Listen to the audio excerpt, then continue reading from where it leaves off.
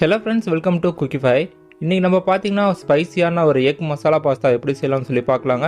ரொம்பவே சிம்பிளான ரெசிபி தான். இதுக்கு தேவையான பொருட்களோட லிஸ்ட் ஸ்கிரீன்ல இருக்கு, மறக்காம நோட் பண்ணிக்கோங்க.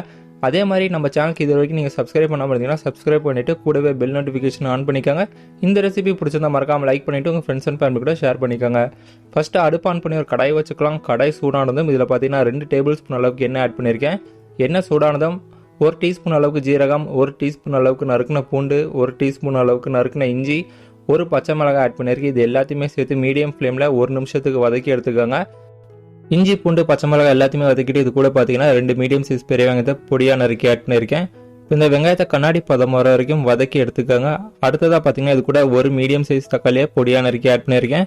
தக்காளி கம்ப்ளீட்டாக சாஃப்ட் ஆகுற வரைக்கும் வதக்கிக்கோங்க. அடுத்ததாக பார்த்தீங்கன்னா இது கூட நம்ம மசாலா ஆட் பண்ண போகிறோம்.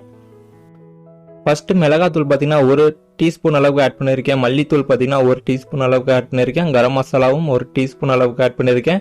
தேவையான அளவுக்கு உப்பு ஆட் பண்ணியிருக்கேன். மஞ்சத்தூள் 1/4 டீஸ்பூன் அளவுக்கு ஆட் பண்ணியிருக்கேன். இது எல்லாத்தையுமே சேர்த்து மசாலாவோட பச்சை வாசனை போகிற வரைக்கும் மீடியம் ஃப்ளேம்லேயே வச்சு வதக்கிக்கோங்க.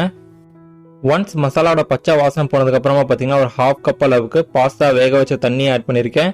இப்போ இது எல்லாத்தையுமே சேர்த்து நல்லா ஒரு தடவை மிக்ஸ் பண்ணிக்கோங்க. சாஸ் பார்த்தீங்கன்னா திக்காகும், அது வரைக்கும் மீடியம் ஃப்ளேமில் வச்சு குக் பண்ணிக்கோங்க. பார்த்தீங்கன்னா பாஸ்தா வேக வைக்க போகிறோம். கொதிக்கிற தண்ணியில் பார்த்தீங்கன்னா 1/2 கப் அளவுக்கு பாஸ்தா ஆட் பண்ணியிருக்கேன். இது கூட பார்த்தீங்கன்னா 1 டேபிள் ஸ்பூன் அளவுக்கு எண்ணெய் ஆட் பண்ணியிருக்கேன்.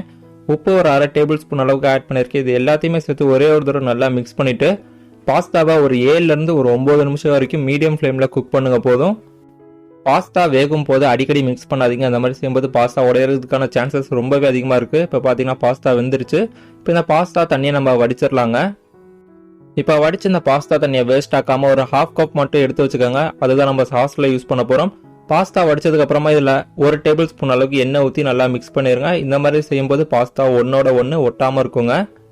ஃப்ரெண்ட்ஸ், நீங்கள் எப்போ பாஸ்தா செஞ்சாலும் சரி ஃபர்ஸ்ட் சாஸ் ப்ரிப்பேர் பண்ணிருங்க, அடுத்ததாக பாஸ்தா வேக வைங்க. பார்த்தீங்கன்னா சாஸ் நல்லா திக்காயிடுச்சு. இந்த ஸ்டேஜில் ஒரு 3 முட்டையை கலக்கி ஆட் பண்ணியிருக்கேன். இது கூட 1 டேபிள் ஸ்பூன் அளவுக்கு கொத்தமல்லி எல்லாம் ஆட் பண்ணியிருக்கேன். இது எல்லாத்தையுமே சேர்த்து நல்லா மிக்ஸ் பண்ணிடலாம். எக்கு பார்த்தீங்கன்னா ஒரு 80% குக் ஆனால் போதும். ஒரு 80% குக் ஆகிடுச்சுனாலே நம்ம பார்த்தீங்கன்னா நம்ம பாஸ்தாவை ஆட் பண்ணிடலாம். அப்போ தான் அந்த முட்டை பார்த்தீங்கன்னா பாஸ்தா மேலே கம்ப்ளீட்டாக கோட் ஆகும். பார்த்தீங்கன்னா சொன்ன மாதிரி நான் பாஸ்தா ஆட் பண்ணியிருக்கேன். இப்போ இந்த முட்டை கூட சேர்த்து நல்லா ஜென்டலாக மிக்ஸ் பண்ணி விட வேண்டியதாங்க. பாஸ்தாவை முட்டை கூட மிக்ஸ் பண்ணும்போது கட் அண்ட் ஃபோல்ட் மெத்தடை யூஸ் பண்ணிக்கோங்க. அப்போ தான் பாஸ்தா பார்த்தீங்கன்னா உங்களுக்கு உடையாமல் இருக்கும். அதே மாதிரி எக்கு கூட மிக்ஸ் பண்ணும்போது எக்கும் நல்லா பாஸ்தா மேலே ஸ்ப்ரெட் ஆகுங்க. இதுக்கப்புறமா ஃபைனலாக கொத்தமல்லி தூவி விட்டு கேஸை டர்ன் ஆஃப் பண்ணிடுங்க. ரொம்ப ஈஸியான சிம்பிளான ஒரு முட்டை பாஸ்தா ரெடி. இந்த ரெசிபியை ட்ரை பண்ணிட்டு உங்க ஃபீட்பேக் எனக்கு கமெண்ட்ல சொல்லுங்க. இந்த வீடியோ பிடிச்சிருந்தா லைக் பண்ணிட்டு உங்க ஃப்ரெண்ட்ஸ் அண்ட் ஃபேமிலி கூட ஷேர் பண்ணிக்கோங்க. அதே மாதிரி நம்ம சேனலுக்கு சப்ஸ்கிரைப் பண்ணிக்கோங்க.